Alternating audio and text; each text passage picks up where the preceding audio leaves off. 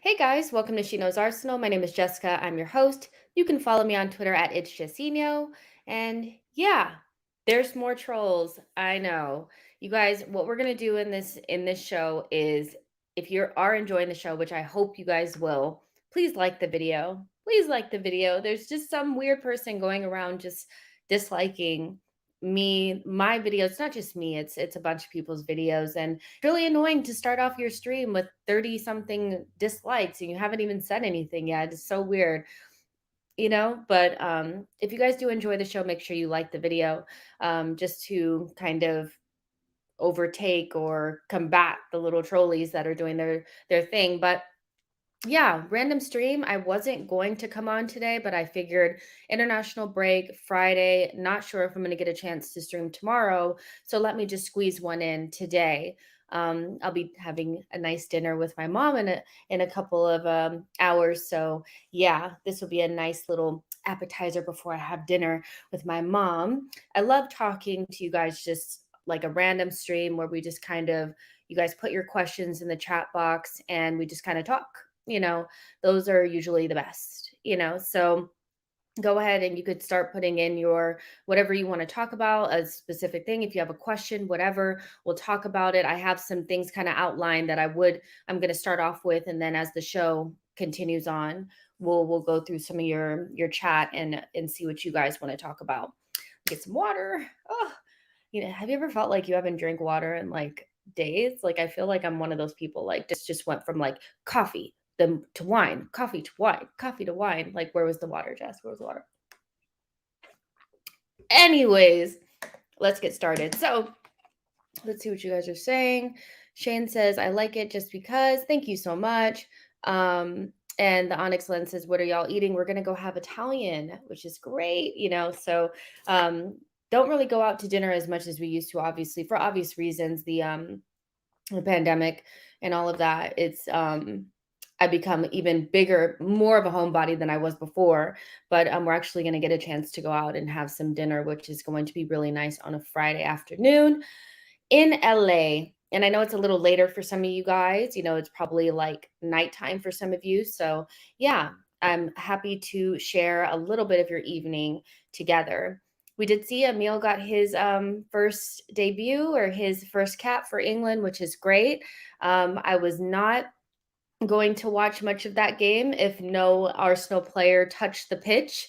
It was a drubbing, wasn't it? It was a very like I don't know. It was Albania was bad and England just overtook them. But I'm very happy for ESR getting his debut, and Saka didn't have to come in. He needs rest. I mean, he definitely needs rest. And I think even ESR might need a little bit of rest. So it's nice to see them like they're involved, but like not having to like do a lot. That's great. You know what I mean? So yeah, but what I kind of have outlined is we'll talk a little bit about Dejan Kulusevski from Juventus, 21-year-old right winger, creative midfielder that is being heavily linked with Arsenal for a January move.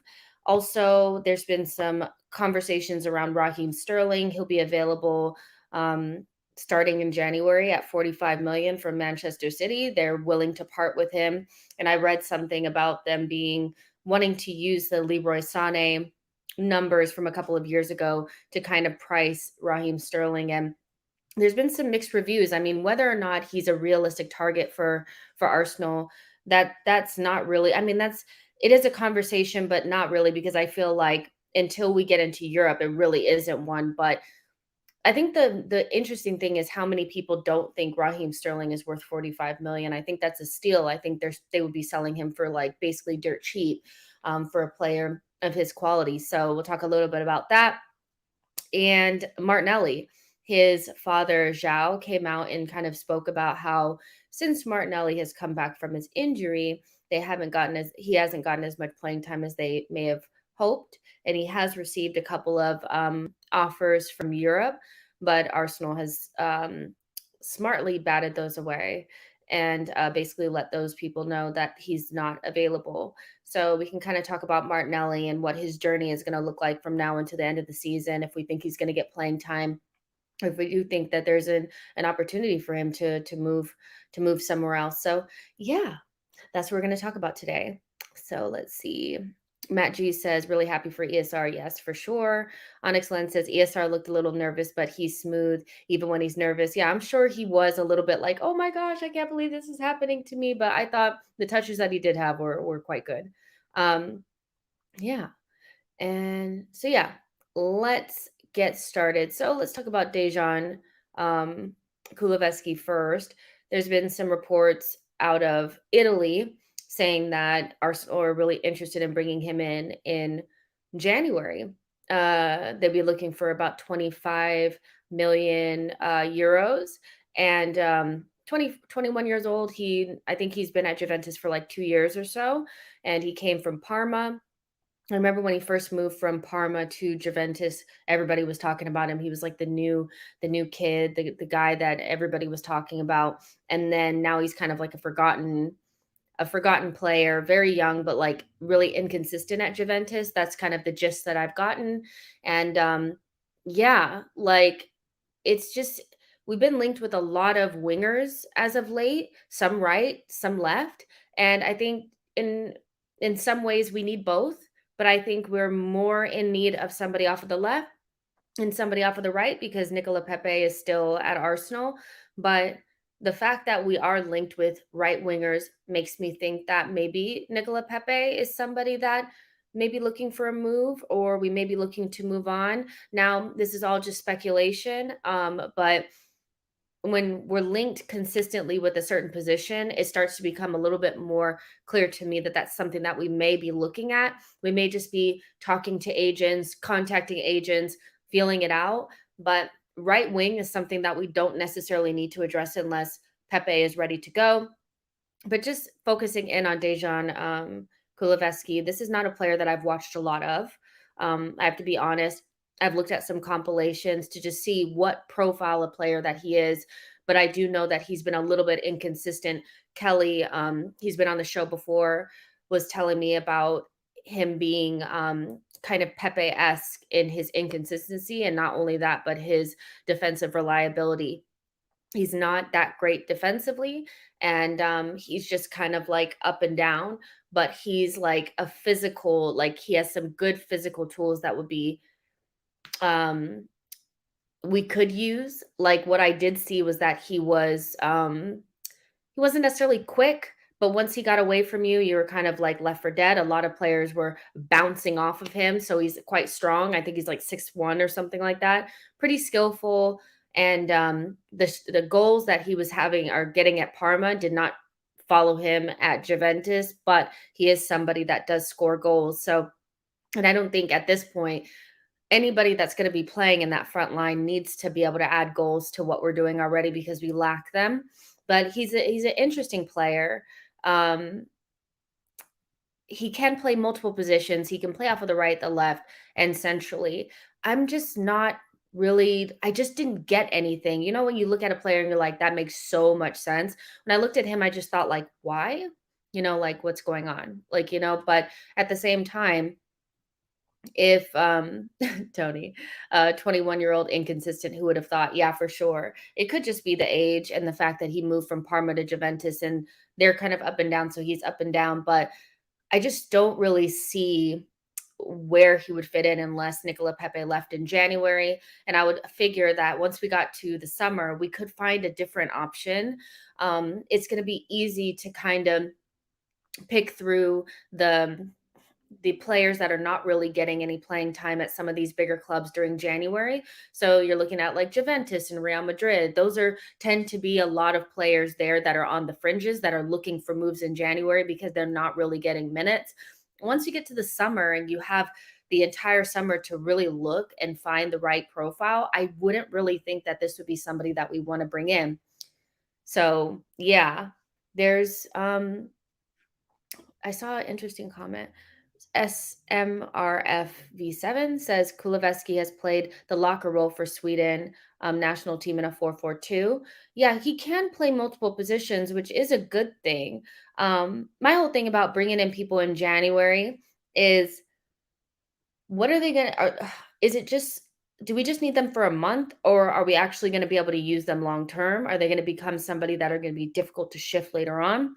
I don't necessarily see him as something like that, but I am looking at it like, could we not just wait until the summer to address this? Is Nicola Pepe that bad? The only reason why I'd see us bringing him in is if Pepe was ready to go. Something that I did notice though is that at the end of the Watford game, Arteta brought in Martinelli to play off of the right, and he didn't bring in Nicola Pepe, and that was, for me, a sign of where his place is in the team. Now, like, that doesn't mean that Pepe is completely, like, a done player. I just feel like if you're behind Martinelli in the pecking order and Martinelli usually plays on the left and you usually play on the right, then you're kinda going down, only to at the end of the season, 2 years left on your deal, 27 years old, haven't really hit the heights that we hoped that you would. So I'm looking at him as somebody that may need a move, but at the same time is Kulusevski somebody that would he do so much better than Pepe that it'd be worth kind of like shifting things around so early in January? I'm not sure. The Onyx Lens says, would you take him or Asensio? Personally, I think Asensio is a better player, but I'm not sure about Asensio's like mentality. So Asensio has been like he is a very, very talented player, but he's no longer young. I think he's like 26 years old, can't really get into the Real Madrid team. No, he's had some injuries. And I'm not sure if he's somebody that would want to come to Arsenal at 26 years old and kind of be one of the more prime age players in this project. Like, I'm just not sure that he's that vibe. Like, you know what I mean? So, I think Asensio for me, if I was picking just based on like what player do I think is better, I would say Asensio. He should be better than him, though. Let's be real. He's 5 years older, but I'm not sure that right wing is something that we need to address. Um, let's see. Ahmed is saying he's a cam right wing. We need a left winger instead. That's kind of where I kind of sit on this. Um, SMRFV7 says, I am Swedish, so I've watched him a bit. He is more of a counter-attacking player. I have a hard time seeing him in possession-based team. Why replace a counter-attacking player with another one? Because that's exactly what Pepe is, isn't it? So I find this a weird link. And then so when I look at it further, I'm thinking it's not a super strong link, and I'm a little bit apprehensive to believe a lot of the links to players that are on the fringes of whatever team they're in. So the links to Asensio, the links to Jovic, the links to Kulusevski, because they're on the fringes looking for moves. It could just be agent talk, but just from a profile perspective, I don't really see how he improves us. And for 25 million, like I think we could do a little bit more. Like I think 25 million gets you a WAR, and that solves your left wing slash left center mid, situation as well. So, you know, it's an interesting one. But we'll see. Yo-Yo says Reyes arrived in January, helped a lot while Bergkamp was in and out of the team due to his age. Yeah, and I feel like it January moves kind of have to be really smart because ultimately, like, if it's going to be somebody that's going to need some time to really get adapted and get in there, and you're going to want them to do some heavy lifting, you got to get it right. But if it's somebody that you're like, okay, a bit part role just to fill in, we're not going to put the weight of the club like on their shoulders, but they can just kind of help in case of injuries, then yeah. But there's Jose Antonio Reyes type January signings, and then there's Dennis Suarez type signings that just don't work out. And so you have to figure out what's best for the club based on what your needs are. I just don't, if Pepe is there, as much as I don't rate Pepe that much, I don't see Kulusevski really doing anything to help us any further than what Pepe would. And I would prefer just to wait until the summer, find a buyer for Pepe, and then move in a different direction. That's kind of how I feel. BX Gunner says a striker in January is a must. Do you think so? I mean, that's an interesting conversation. I just feel like without Lacazette actually going, I'm not sure that it is. I know that this kind of leans into the Martinelli conversation, so we can kind of talk about it. But we have quite a bit of strikers, so bringing another one in seems a little bit redundant. When you have so many, I know that Aubameyang will be gone, but then you have Lacazette. So that kind of leads nicely into the Martinelli conversation. But there's about 52 of you guys watching. Make sure you like the video, please, and subscribe to the channel. Um, so, yeah. All right. Martinelli. Martinelli's father came out, said that they thought he would get more playing time after the injury. We kind of know that he's on the fringes. It's a weird one. Somebody that really burst onto the scene, helped us in that the season where Unai got sacked and Arteta came in. Iconic goal against Chelsea at Stamford Bridge to draw the game against Chelsea. Was named like pretty much a generational talent by a lot of people in the fan base. High praise from a lot of people, from Ronaldinho to Jurgen Klopp, and now he's really struggling to get into this team. I personally um, just feel like he just needs to wait his turn. And I know that may sound like, well, it's not like the strikers that we have are doing an amazing job, but I don't think he necessarily would be doing a better job than they would based on what I've seen this season. When we get to AFCON and Aubameyang goes, there's a lot of people that are like, okay, well, Lacazette will just step into the Aubameyang role and Odegaard will come into the team. But if it ain't broke, don't fix it. I feel like we could just slot Martinelli into the Aubameyang role when Aubameyang is gone and just continue to play Lacazette as that false nine, false 10 role and allow Martinelli to do Aubameyang's job, keep Emile in his role, keep Saka in his role, and just keep things going that way. I believe that Martinelli's gonna get playing time, but it's kinda hard to go from somebody that the team really relied upon, you know, with Saka that one season to just being on the fringes, but it is what it is. We have a traffic jam up front with Lacazette and Aubameyang and Eddie Nketiah and Balogun, and Martinelli is kind of there as well, but he can kind of play out wide, but Emil Smith Rowe plays it better. So there's a little bit of a traffic jam there. But if you think about when we get to the summer and Lacazette goes, Balogun's going to go on loan, and Nketiah leaves, there will be more playing time. I do think that will bring in another striker, but I think it'll open up a clear path for him to be a bigger part of the team.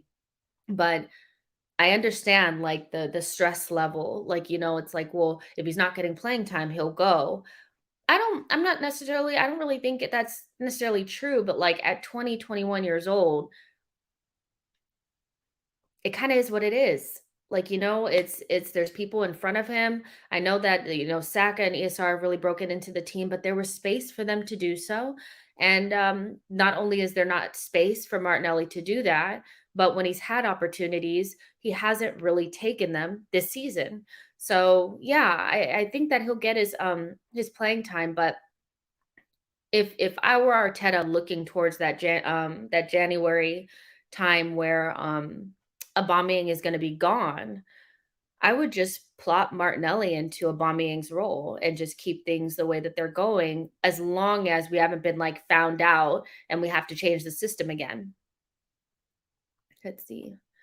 Tony says we have Laka, Eddie, Nelly, Balogun. As soon as Gabon gets knocked out, Balogun will go out on loan. Onyx Lens says, I really hope we go for a war, then focus on outgoings. Okay, so that's January transfer stuff.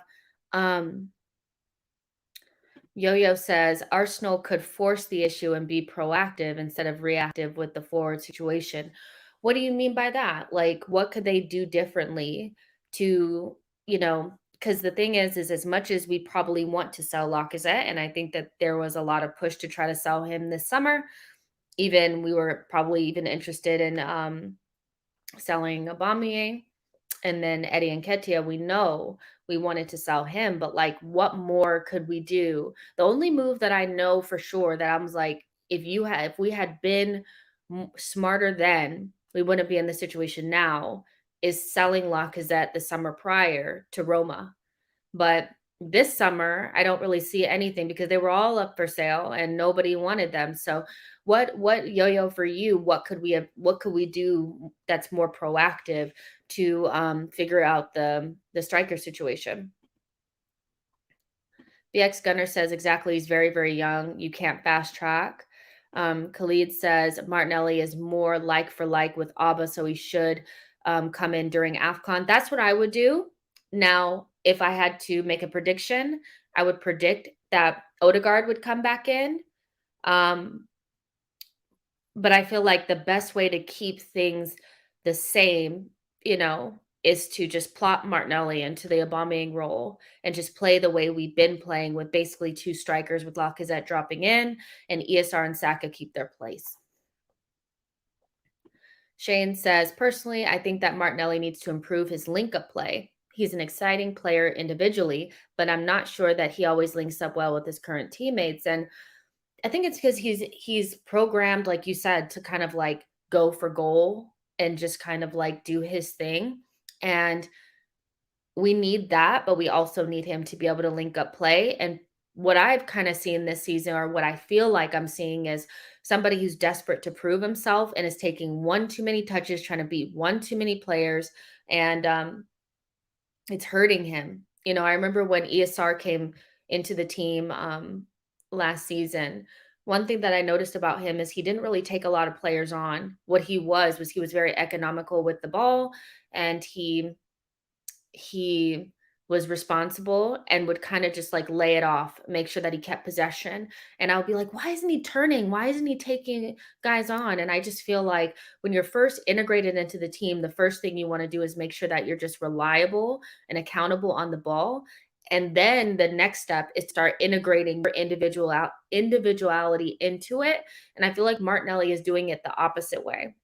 He's so desperate to show how special he is and what he can do, that he's not doing the part that I think gets you the call the next time, that gets you the shirt the next time. Because I remember when ESR first came into the team, and I thought, why is he not turning and dribbling? And I was like, he's probably just doing what's required to get the next shirt, and I don't think Martinelli's necessarily doing that. Khalid said, also, I personally think that Arteta is not rushing him because of the amount of injuries he has been getting. That is a really, really good point. HB says, Football London said that Martinelli has been training specifically center forward play and receiving the ball with his back to goal. I think he's being trained to take over from Laka, not Abba, work rate, engine, etc.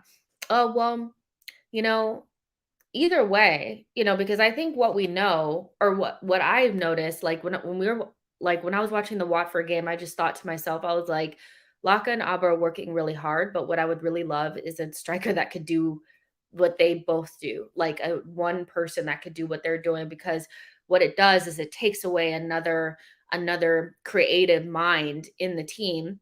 If you have one striker doing what Aubameyang and Lacazette are doing, then you can have an Odegaard out there being able to orchestrate, which I think we do miss a little bit. We miss a little bit of creativity, although Lacazette's kind of doing it.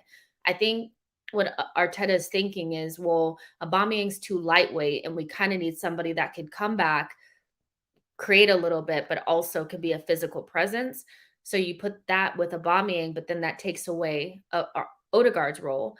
If if Martinelli could do a little bit of what both of them are doing and be better in link up play, but also have that ability to be like tenacious and physical in the box and get on the end of crosses and things like that, then you can add an Odegaard in there without having to worry about it. So if they are trying to help him with the receiving the ball and the back to goal stuff, then that's great, because we know he can run in behind. But what he does lack, like you're saying, is that ability to come in deep and connect with his teammates. So, and Eddie Nketiah has really worked on that as well, and I think that he's better for it. So if they're working on that with him, then fair play. Hopefully we get a chance to see it. Let's see. Samaran says ESR was amazing today. He was in defense, he was in attack, he was up and down in no time. Yeah, ESR is great, isn't he? Let's see. Tony says, we're going to have to eat our losses for now. As long as we do our transfers well going forward. We should be okay. Pepe gone cheap, Laka, Eddie gone for free. Yeah, that's true. Um, Jose Flores says, "What are your thoughts on the idea of some guys wanting to see Pepe play that ABBA role? I know we won't see that because he's leaving for AFCON, but I've been seeing a lot of fans pushing to see Pepe there." Um, I think it speaks volumes to what like how Arteta feels about that, based on the fact that he's had several opportunities to play him in a false nine and he hasn't done so. He didn't do it against Man City. He put Willie in there and he didn't do it against Villarreal. He put ESR there. And Pepe seems like an obvious choice, but Arteta is very reluctant to do so. And personally, for me, I just think that although Pepe is good at running in behind and I don't think he's reliable on the ball, I don't think you can rely upon him in build up play. I don't think he can come deep and do what Locke is doing. I think it's something that, like, maybe in a low stakes game I would wanna see, but we don't have any low stakes games anymore. We really don't. Every single point matters. So if we had an opportunity to try it, it would have been early stages Europa League last season, and now that time has kinda come and gone, and to be fiddling around with that now just seems like we could be really playing with fire when we have 2 central strikers that play there, and Martinelli and Nketiah, they all play center forward, so to put Pepe there now would just seem a little bit like a risk that's not really necessary. I do believe he can play that way in a certain team, but probably not in ours. We like to fiddle with the ball too much. We love to touch the ball, pass, move, little 1-2s. And unless he's just running in behind, I don't see him being able to play that way. Yo-Yo says Arsenal could have made a decision on the likes of Laka and Pepe by signing their replacements while they're at the club. Lautaro Martinez or Abraham would have forced Laka out and forced Abba wide. Um, yeah, I hear that. I do hear that, and I think a different clubs probably would have done that. I just don't. That's just not how we operate, is it? I think they're forcing Pepe out in their own way. I mean, I think slowly but surely he won't be getting any playing time, and he'll go. But I hear what you're saying, and that is definitely a way to do it. But I don't think Arsenal are really in the place right now where they bring in a Tammy Abraham, pay him 120 grand a week, 150 grand a week, and also pay Lacazette 200 grand a week to sit on the bench. I just don't think we have that about us right now. Um, Khalid says, also wasn't a fan of Eddie, but that Leeds game really changed my mind. We might just see him in Jan. Yeah, I hope we could at least sell him for something, but I feel like he'll walk for free. Eddie is somebody who really has surprised me, but hasn't changed my mind because we just have too many players there waiting to get in. And he has improved. Like, he has improved. And I can't even, like, deny it. He has, like, in that Leeds game, he did impress me a lot. And I'm hoping that that type of growth happens for Martinelli as well, because they had similar issues. Even though I think Eddie's more of a in the box, fox in the box kind of person, I think about Martinelli's more of a runner. They both struggled coming deep to link up, and Nketiah has really worked on that. And I hope the same thing happens with Martinelli. Um, Khalid says Arteta won't play Pepe as a 9 or a false 9 because that's where we need to initiate our press. Good point. Saturdays equals youth says Arsenal need multiple deadly threats. City and Liverpool stack weapons on weapons. Defenses left to figure out a Rubik's Cube of attacking geometry, and they usually fail. Yeah, I hear what you're saying. I think we're like 3 players away from really being as dangerous as we possibly could be. Personally, I'm not afraid of bringing in more players that are similar in quality to the players that we have already starting in positions. I think there needs to be somebody behind Saka that could push him. There needs to be another left winger that could push ESR and Odegaard as well, because if ESR plays in the middle, then Odegaard is on the bench. And I think we need game winners. I think that's what we lack. I think we have a lot of the system players that are the right profiles in the right places, but we don't have game winners now. and that's what we're missing. Aubameyang used to be a game winner, but I think he's kind of fallen off a little bit. And when you look at other teams, like you said, like Liverpool and Man City, Liverpool in particular, I think when you have Mane and Salah, these types of players are they're game winners for you. Even Manchester United, they don't have enough system players. They don't have enough profiles in the right system to make it work, but they have 4 or 5 players that on a just like that can change the game. And we don't really have that. And I think that's going to come with the midfielder that we bring in, um, a left winger, and a striker. I think those 3 could really change the trajectory of Arsenal and make it more difficult for us to be beaten because we just don't have those players yet. We don't have those personalities. We don't have our Alexis Sanchez yet. That's really what we're missing. Let's see. Um, Ian Frater says, "Do you think it's time we sold Pepe?"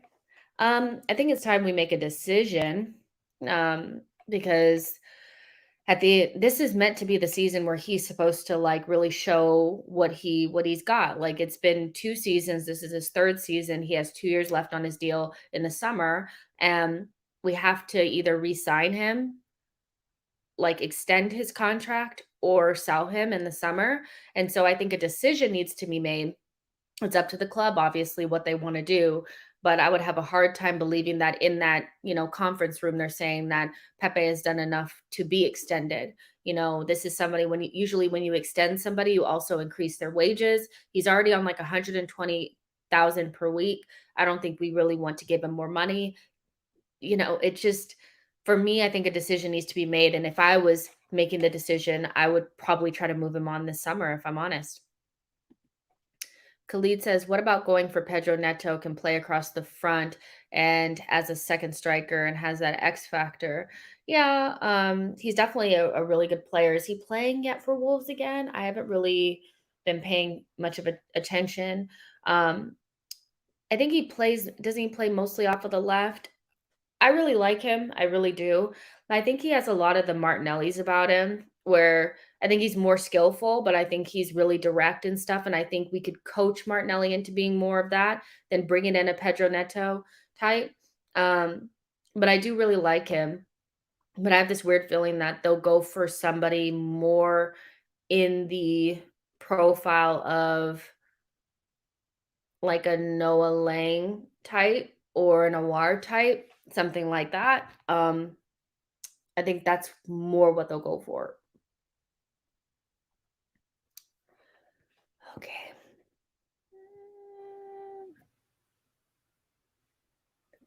Let's see. Jose Flores says, "If we qualify for Europe, even with the addition of 1 or 2 midfielders and a striker, what other depth do you want to see us add? If we qualify for Europe, in the addition of 1 or 2 midfielder and a striker, oh, we need another right back. That's really what we need. We need another right back. Personally, for me, I would like to see a different profile of a right back. Tomiyasu is amazing, but what makes you really difficult to beat is if you can do different things like mid game or from game to game. So if you don't necessarily need a more defensive minded right back, you could bring in somebody more attack minded. And for me, if he comes back from his injury, unlike kind of the way that he finished off, I would like us to go after James Justin from Leicester, especially if we finish above them. I just think when I think of a right back, that's what I'm thinking of. And he not only can play right back, he can play left back just like Tavares. So that's who I'd go after. But I think we need a right back. We need a central defensive midfielder, but we need another midfielder that's more of an 8, somebody like an Awar.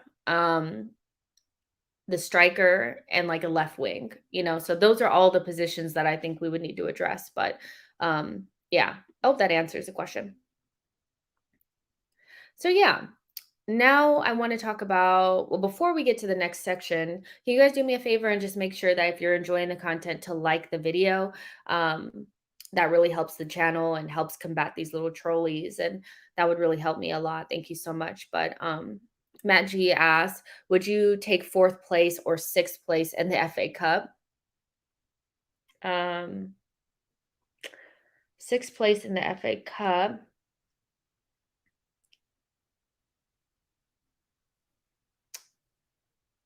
Oof. I want a cup. I want a cup though, because if you win the FA Cup, you only get into the Europa League anyway. So you kind of already got it anyway. But winning an FA Cup is always amazing. But we haven't been in Champions League in forever. So right now, I would have to say I would like to get in Champions League. I'd like to be in fourth. Um, sorry, like I know it's like I love winning trophies. Like I think winning trophies is the most important thing. But because we haven't been in Champions League in a while, and I think it's going to be very difficult for us to get in there moving forward with all the competition. If I could, I'd bite your hand off for fourth place now. I really, really would.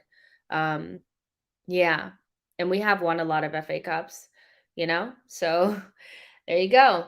But yeah, let's talk about Raheem Sterling for a second. Um, Reports coming out that he's ready to leave Man City, and quite frankly, I think that that's probably what's best for him. The hard thing about it is that like the money in Europe is not great. So the wages that he's on, the money that it would take to bring him in, even 45 million is a lot for clubs outside of the Premier League. So what we're talking about is really like Barcelona, if they could get their life together, maybe if Xabi would want him. Um, I'm sure he would.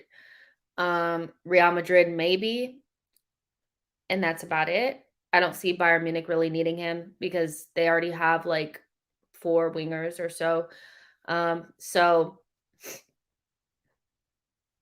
I'm thinking about it and I'm just like 45 million for a prime age, world class, in my opinion, winger is so cheap.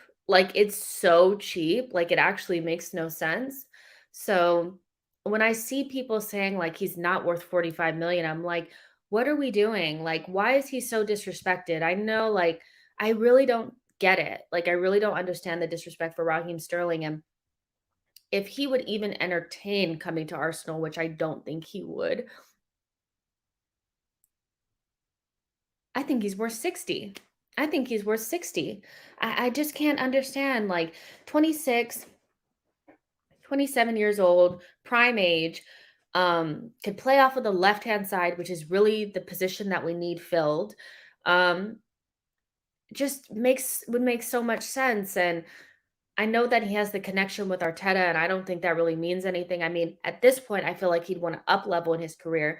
If he would even entertain us, I would take him, and I would say, like, he would be worth 60.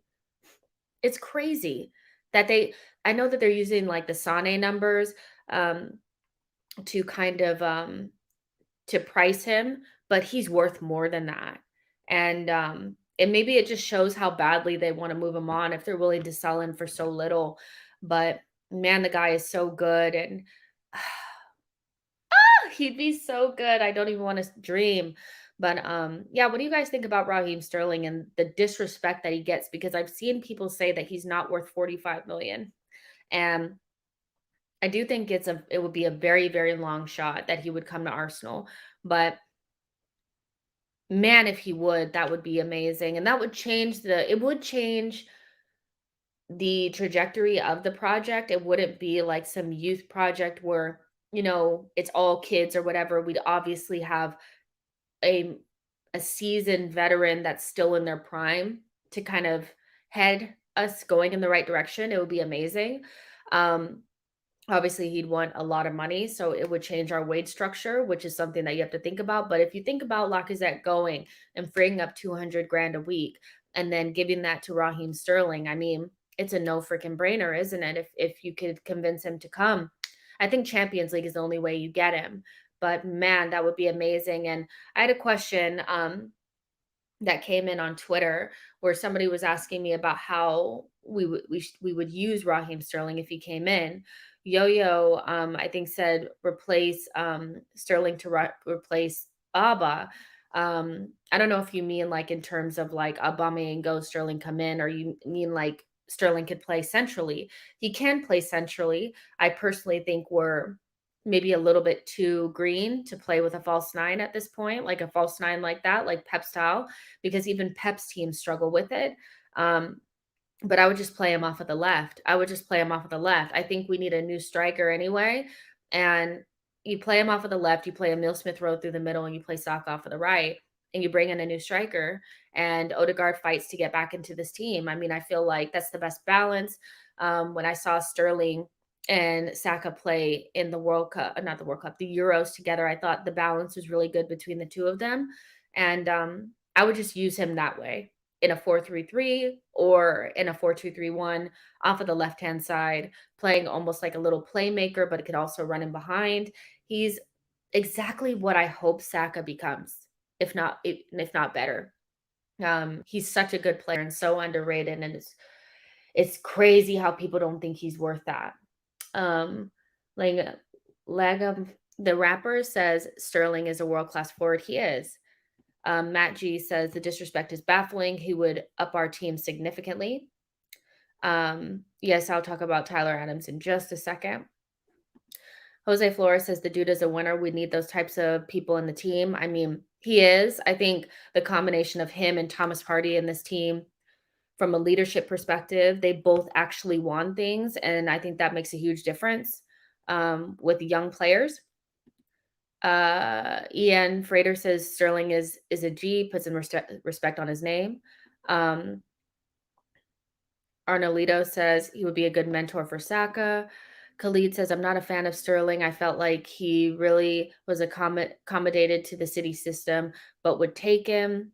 A lot of people say that he's a system player, and I don't know how I feel about that. Because I mean, just think about like the goals that he scored for England. He scored a lot of goals for England in a different system that's nothing like Pep's system, and he's still doing that, you know. So I don't know if he's a system player per se, but I think the guy is mustard.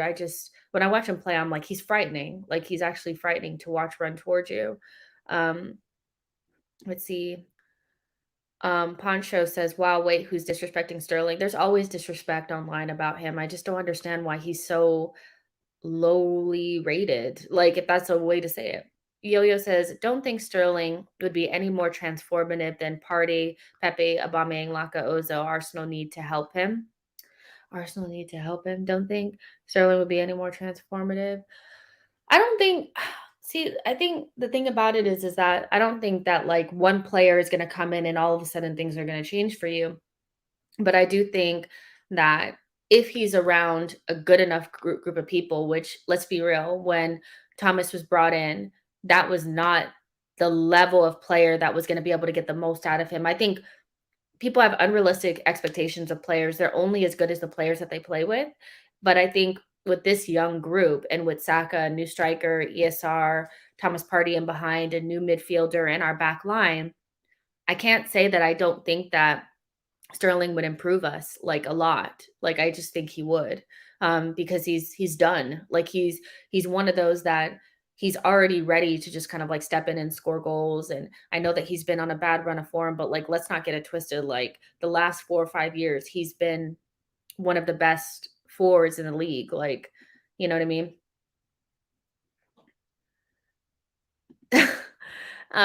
Lucas says Sterling is exactly what Adu promised us after last summer window.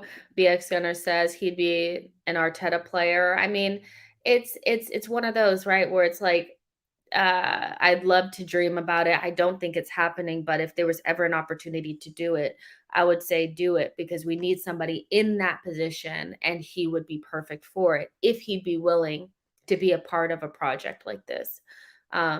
Poncho says Sterling is better than Grealish. He is. He is better than Grealish. Absolutely. Um, Khalid says his ability to get into the right spaces is top tier, but I don't think he's a game changer, really. Yeah, I get what you guys are saying. Like maybe he's not like it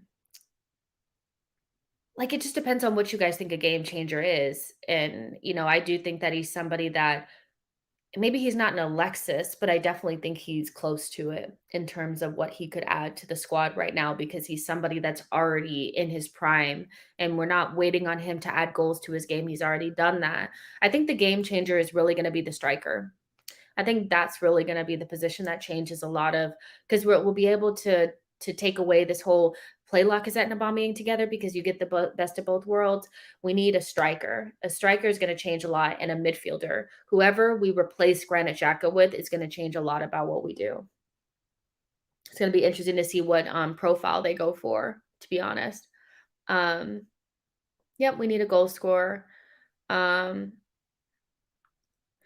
you know what I would say, Ron, is a game changer for for me.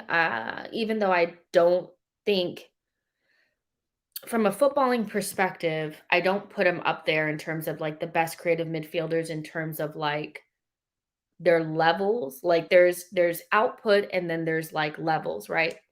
We all know that Kevin De Bruyne is one of the best creative midfielders in the world, right? World class.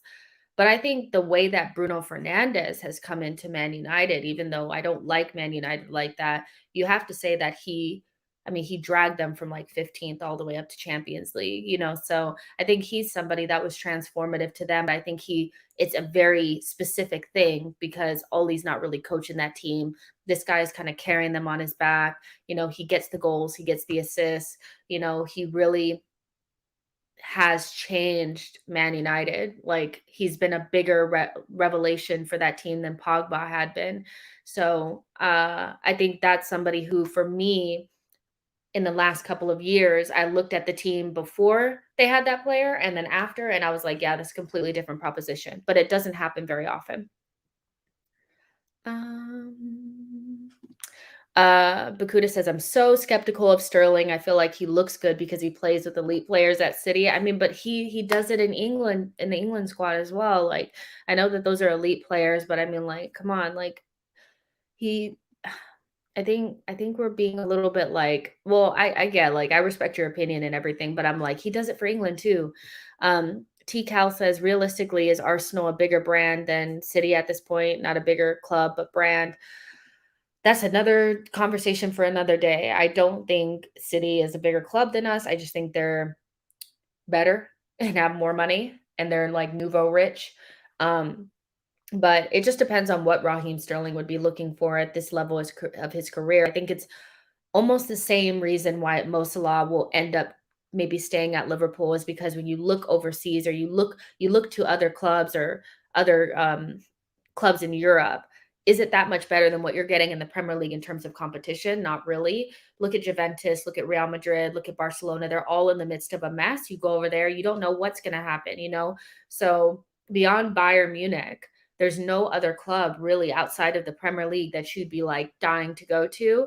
Um, so his options are really limited to like one or two clubs over there if they're willing to bring him in or somebody in the Premier League. And we're really the only club that needs him. So it's attractive if he wants to stay in England, get paid the wages that he wants to get paid. And if we can offer him, if we can be competitive, but I still think it's a long shot. I still think it's a long shot. Um, but yeah, let's see. Khalid says, we'll take him at Arsenal, but who would you drop? Um, Odegaard. Like, until Odegaard is performing better than Emil Smith Rowe, I would bring in a striker, play Sterling off of the left, play ESR through the middle, and play Sack off of the right. And that would be what I would do until something changed. That is the group right now. I do think Odegaard has a lot to offer, but he needs to adapt. And I do think he's suffering because we need both Lacazette and Aubameyang in order to get the combination of striking. Like, they're playing one person's role, the two of them, so it takes away from being able to need Odegaard or for Odegaard to come into the team. But until we get a striker, I don't see him in this team yet.